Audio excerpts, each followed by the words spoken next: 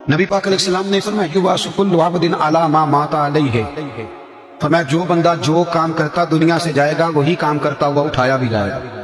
ایک بندہ شراب کے نشے میں مر گیا تھا، شراب زیادہ پی لی، پھیپھڑے کام کرنا چھوڑ گئے۔ یا رسول اللہ صلی اللہ علیہ وسلم یہ شراب میں مر گیا ہے، فرمایا معاذ اللہ قیامت میں اٹھے گا تو اس کے منہ سے شراب کی بدبو آ رہی ہو۔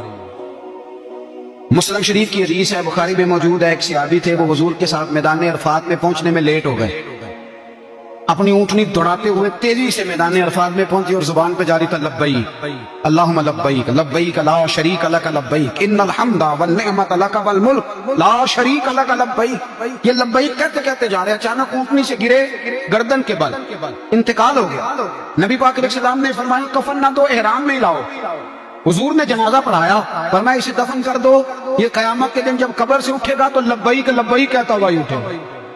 جو بندہ جو کام کرتا دنیا سے جائے گا، بس ذہن بنا لو جو کرتا جائے گا۔ اس لیے ہمارے بزرگوں نے لکھا ہے کہ حضرت عمر نماز پڑھاتے ہوئے دنیا سے گئے تھے تو قبر سے نماز پڑھاتے نکلیں گے۔ حضرت بلال اذانیں پڑھتے گئے تو اذان پڑھتے ہوئے سے نکلیں گے۔ حضرت عثمان غنی دنیا سے قرآن مجید کی تلاوت کر رہے تھے، جب شہید کیے گئے تو قبر سے نکلیں گے تو قرآن پڑھتے ہوئے نکلیں گے۔ اور فرمایا مدینے والے محبوب دنیا سے امت کو یاد کرتے ہوئے تشریف لے گئے تھے، جب مزار سے نکلیں گے تو امتی امتی کہتے ہوئے ہی نکلیں گے۔ ہر نظر کانپ اٹھے گی محشر کے دن، خوف سے ہر کلیجہ دہل جائے گا، پر اوڑھ کر وہ کالی کملی آ جائیں گے، سارے محشر کا نقشہ بدل جائے گا۔ دیکھیں نا، ناراض تاجر تجارت کا ذکر گھنٹوں کرتا ہے تو تھکتا نہیں، سیاستدان سارا دن سیاست کی باتیں کرتے ہیں تو تھکتے نہیں، تو آپ قرآن پڑھتے ہوئے کیسے تھک جاتے ہیں؟ تسبیح نکالتے ہوئے کیسے تھک جاتے ہیں؟ درود شریف پڑھتے ہوئے؟ موت کے لیے تیاری کریں۔ آپ جو کام کرتے ہیں نا انشاءاللہ وہی کام کرتے ہوئے دنیا سے۔